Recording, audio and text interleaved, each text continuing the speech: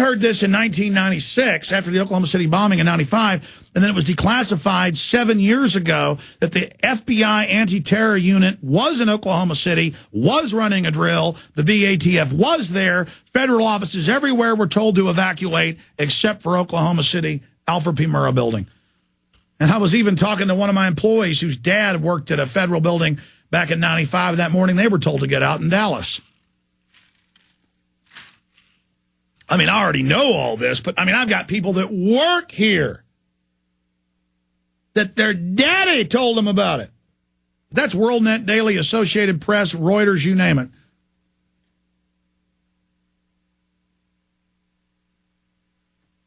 Wait, you just discovered you knew him? His picture's now been released, and Rob Dew knows him. Whoa. Yeah. It turns out he knows somebody, it looks like at a local radio station we work with, who was in the same hangar. Well, we're not going to talk about it yet. Just you guys are about to, you look freaked out, man. I mean, we're in Austin, folks. We're here. We have hundreds of thousands of listeners in Central Texas. They're all giving us the intel. In fact, get his picture. It's been on the news for an hour and a half. Can we find Joseph Andrew Stack? The news keeps saying Joseph Andrew. On his tax records, it's Andrew Joseph Stack. But the news says Joe Stack. Whatever. Here's Dew's note. I knew this guy. Yeah, when I saw his picture on the news an hour and a half ago on Fox, oh, man. I've seen that hat. I've seen that face.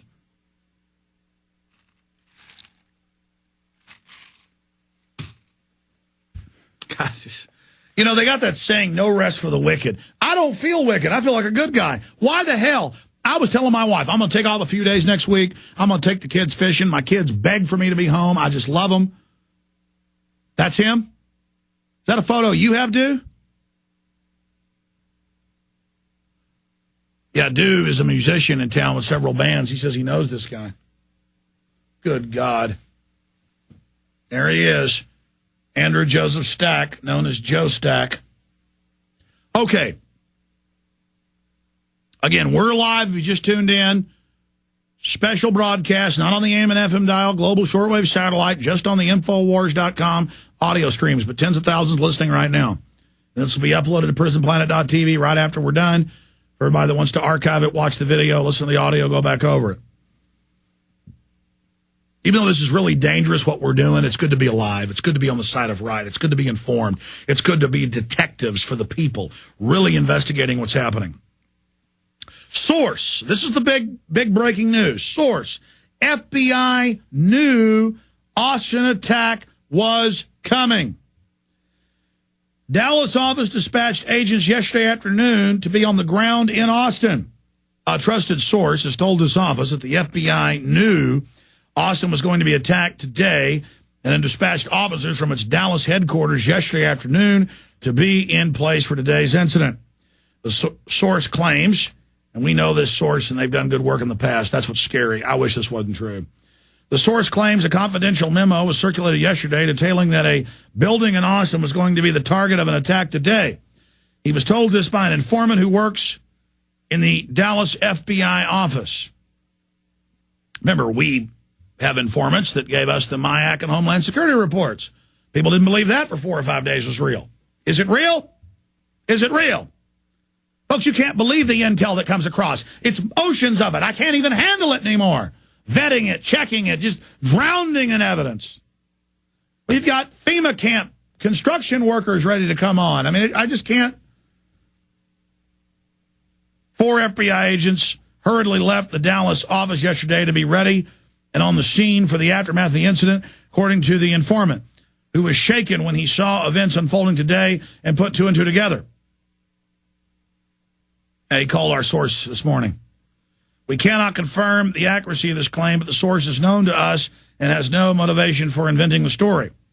The fact that the pilot, Joe Stack, changed his manifesto 27 times before the final version suggests that he had been waiting and been writing it for days and could have been what tipped off the FBI in the buildup to the attack. This could be a strange coincidence that Glenn Beck and all these other people are putting out the talking points that Tea Party terrorists are about to strike. But I'm Glenn Beck. I'm Benedict Arnold. You can trust me.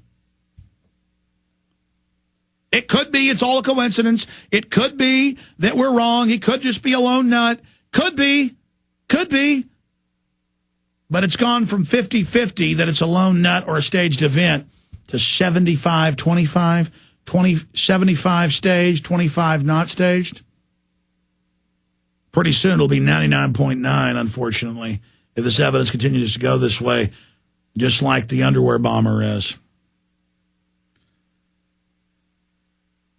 The fact that pilot Joe Stack changes manifesto at least 27 times before the final version suggests that he had been writing it for days, and this could have been what tipped off the FBI in the build-up to the attack. So they could have just responded to something real, and they didn't know. They knew it was an IRS building. There's several in Austin, and they had people standing by, and he had his own private hangar. Why didn't they go there and stop him? They knew that. That kind of undermines them, doesn't it? That they knew he had a private hangar, at least with some other folks. He was there. Why didn't they go out to the hangar? Maybe he moved the plane before.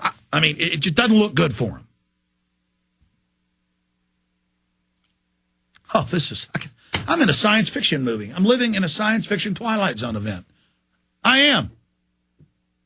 Glenn Beck tonight called himself a founding father. I couldn't believe it. He said, I am your founding father. You're either with George Washington or with the terrorist. He's copying me, but twisting it. I've said you're either with the spirit of 1776 and George Washington or with the New World Order. I can't handle it, man.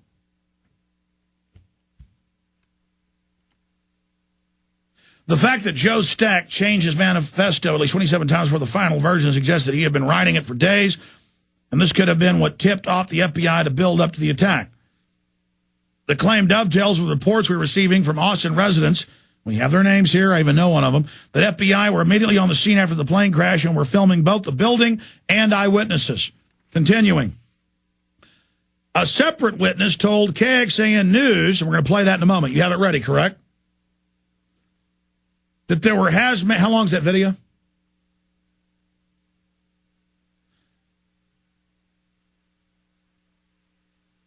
Okay, good. A separate witness told KXAN News that there were hazmat teams and fire trucks in place across the street before the plane struck the building. InfoWars reporters who spoke with neighbors at Stack's house, which he had burned to the ground before crashing the plane, expressed surprise at how quick emergency services responded to the fire. One neighbor, named Elbert, said the emergency crews arrived 5 minutes ahead of he made the 9/11 call. Whether the attack was the work of a lone individual or part of a larger setup, the aftermath is being exploited to the fullest by the corporate media and people like Glenn Beck, who are blaming the incident on constitutionalists and the liberty movement. We have a link to that. Implying that anyone who shares any of these grievances outlined in Stack's lengthy manifesto are intent on crashing planes into buildings. Of course, the previous staged terror attack, the Christmas Day underwear bombing incident, was proven to be a setup, and the authorities repeatedly had to change their cover story after eyewitness Kurt Haskell and others, who were initially derided by the media, were eventually proven right in the fact that the bomber was allowed to board Flight 253 by order of the State Department. We are providing the following tip line in Austin to send their eyewitness and news tips about this incident to 512-646-4444.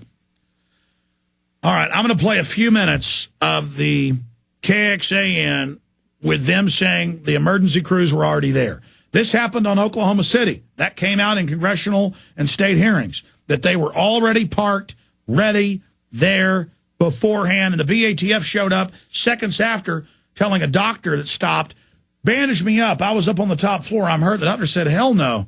And cops showed up and and they killed some of them, like Terrence Yakey.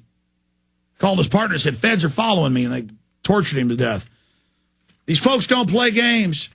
And they want to scare you into submission and demonize the Tea Party movement because it's the most vocal, mobilized people against this tyranny. We're going to play this local TV clip. Then I'm going to get our guest in here, our witnesses, Rob Dew, Jason Douglas. In fact, let's play the part of the KXAN, then fade it down almost immediately. So I'm going to take a break and get them in studio, and then play a few minutes of me on Russia Today, just to hour or two ago, I guess now 3 hours, gosh, time flies, one about 3:15, breaking down what happened on international television. So we'll be right back here in a moment. Here is KXAN, ladies and gentlemen. This is key. Watch that screen.